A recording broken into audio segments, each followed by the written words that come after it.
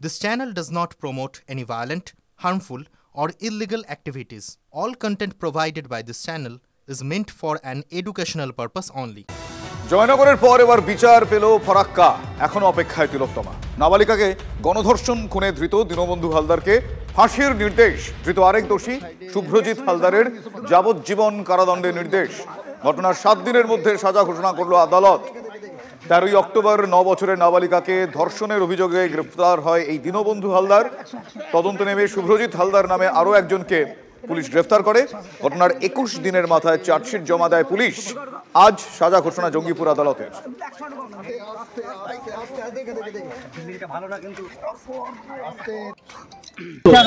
হলো দিনর ফাঁসি আর শুভর কারাগার।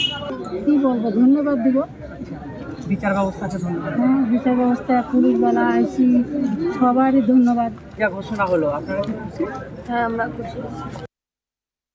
তরফে আমি ডেথ সেন্টেন্স চেয়েছিলাম এবং লানেট কোর্ট সব দিক বিচার করে শুভ হালদারকে যাবজ্জীবন দিয়েছে। ইন পক্সো অ্যাক্টে যাবজ্জীবন মানে মার্ডার কেসে যাবজ্জীবন নয়, এটা হচ্ছে সারা জীবন যতদিন বেঁচে থাকবে ততদিন পর্যন্ত কাস্টাডিতে থাকতে হবে, বেরোতে পারবে না। আর দিনু হালদারের ক্ষেত্রে যার কাছে বাড়ি থেকে বডি পাওয়া গেছে, যার রোল এই মামলায় আরও ভয়ঙ্কর ছিল, তাকে ডেথ সেন্টেন্স দেওয়া হলো এবং তার আরেকটা সেকশন, অর্থাৎ তাকে মেয়েটিকে তুলে নিয়ে গেছিলো তার লফুল গার্জেনের কাছ থেকে কিডন্যাপিংয়ের জন্য, তাকে লাইফ ইমপ্রিজনমেন্ট দেওয়া হলো। ধর্ষণ এবং খুনের মামলায় 1 সপ্তাহের ব্যবধানে উপর্যুপরি 2টি এই ধরনের বিরল রায় পশ্চিমবঙ্গের তদন্তের ইতিহাসে অভূতপূর্ব এবং নজিরবিহীন। আগে এরকম কখনো ঘটেনি। This is absolutely unprecedented. এই সাফল্যের জন্য আমি আন্তরিক অভিনন্দন জানাবো জঙ্গিপুরের পুলিশ সুপার শ্রী আনন্দ রায় এবং তার টিমকে। তারা অসাধ্য সাধন করেছেন মাত্র 21 দিনের মধ্যে এমন একটি স্পর্শকাতর মামলায় সমস্ত তথ্য প্রমাণ, বৈজ্ঞানিক প্রমাণ, ফিজিক্যাল প্রমাণ, টেকনিক্যাল এভিডেন্সেস, ডিজিটাল রিকনস্ট্রাকশন সব কিছু একত্রিত করে তারা 21 দিনের মধ্যে চার্জশিট দিতে পেরেছিলেন, যাতে বিচার প্রক্রিয়াটা দ্রুত শুরু হয়।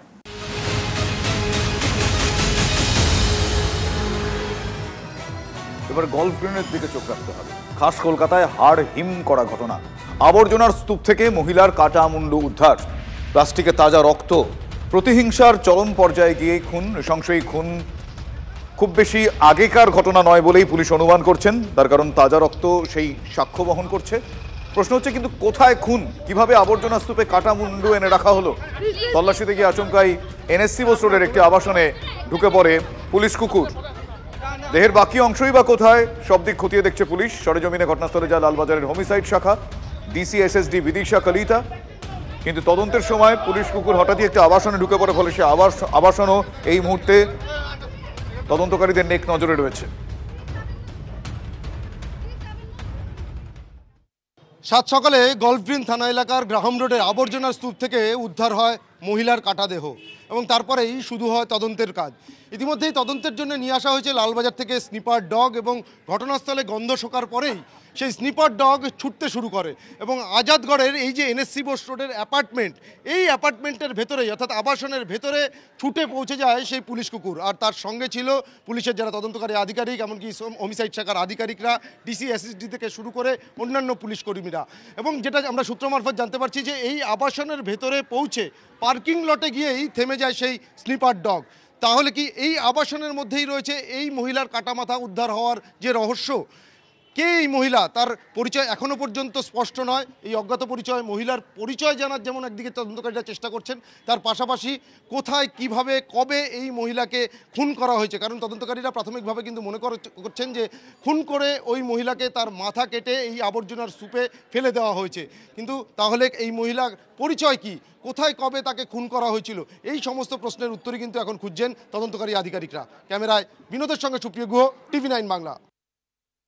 এই মানে যাদবপুর থেকে হেঁটে আসতো, এটাই দেখেছি। এবার অরিজিনাল বাড়ি কোথাও না, দেখেছি এমনি দেখেছি কিন্তু চিনি না। লোকের বাড়ি রান্নার কাজ করতে হয়, 4-5 বার দেখেছি, হয় 4-5 বার দেখেছি।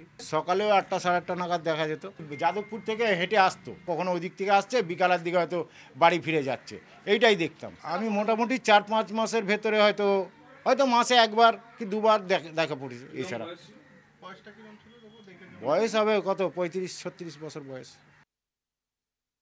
উপরে চুল ফুল মানে ব্যাগের মধ্যে চুল ফুল ছিঁড়ে আছে, মুন্ডুটা আর রক্তও আছে। মানে ওটা কি এমনি ছিল নাকি কোনো প্লাস্টিকে মোড়া ব্যাগের মধ্যে ছিল। এখন রাত্রিবেলা ফেলেছে না ভোরবেলা ফেলেছে সেটা আমরা বলতে পারছি না, তদন্তে উঠে আসবে। সবাই তো বলছে যে 25-26 হবে, না কোনো খবর নেই। বডি কোথায় আছে সেই খবরও নেই। বডিটা এসে এখানে ওদের মুন্ডুটা এনে এখানে কেউ ফেলে দিয়ে চলে গেছে।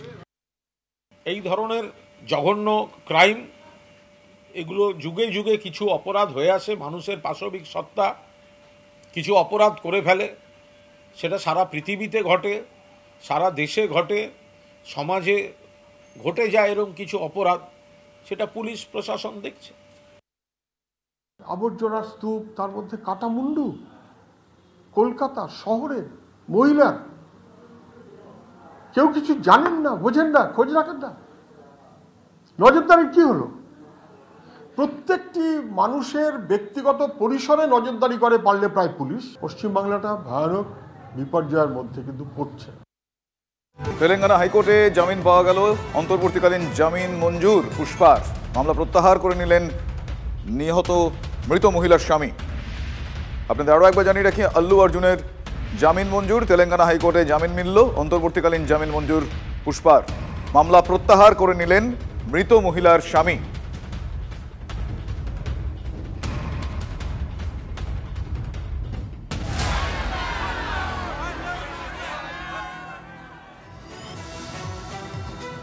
অন্যদিকে বাংলাদেশে কট্টরপন্থীদের দাপট অব্যাহত, আবারও মন্দিরে ভাঙচুর চালানো হয়েছে। জামালপুরে মন্দিরে তাণ্ডব দেখতে পাওয়া যাচ্ছে কট্টরপন্থীদের, চুরমার করা হয়েছে দেবী মূর্তি। আবারও হিন্দু মন্দিরে ভাঙচুর তাণ্ডব কট্টরপন্থীদের। জামালপুরে মন্দিরে তাণ্ডব চালান তারা, চুরমার করে দেওয়া হয়েছে দেবী মূর্তি। একটার পর একটা হিন্দু ধর্মীয় স্থানে এবং হিন্দুদের বাড়িতে যেভাবে হামলার খবর আসছে তা নিঃসন্দেহে নক্কারজনক, নিন্দনীয়।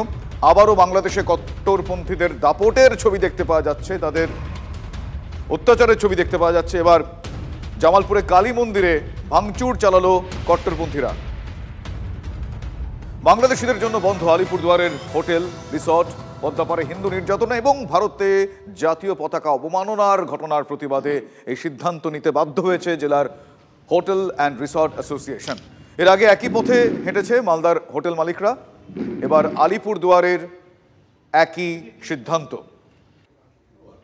Alipurduar district hotel and resort association এবং Alipurduar town hotel owners welfare অ্যাসোসিয়েশনের দুজনে যৌথভাবে আমরা সিদ্ধান্ত নিয়েছি যে এই যে বাংলাদেশের যে বিভিন্ন ঘটনাগুলো আমরা সোশ্যাল মিডিয়ার মাধ্যমে শুনতে পারছি, আমাদের ন্যাশনাল ফ্ল্যাগের অসম্মান করা হচ্ছে বা বিভিন্ন রকম কথাবার্তা, মেসেজ, অ্যাডভার্টাইজমেন্টগুলো আসছে, তাতে আমরা সিদ্ধান্ত নিয়েছি বাংলাদেশের যে সিটিজেন্সরা আমাদের এখানে যে আসে ইন্ডিয়াতে বিভিন্ন রকম ট্যুরিস্ট ভিসা নিয়ে, মেডিকেল ভিসা নিয়ে, এডুকেশন ভিসা নিয়ে, তাদেরকে আমরা এখানে অ্যাকোমোডেশনটা দেবো না।